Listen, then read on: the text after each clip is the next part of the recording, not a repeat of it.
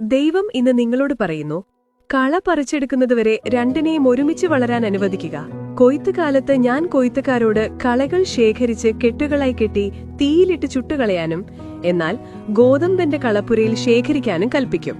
മത്തായി 13:30. പ്രിയപ്പെട്ടവരെ, ഈ ലോകത്തിൽ നിങ്ങൾ ജീവിക്കുമ്പോൾ പലരിൽ നിന്നും ചതിയും വഞ്ചനയും ക്രൂരതയും ഒക്കെ നിങ്ങൾ നേരിട്ടെന്ന് വരാം.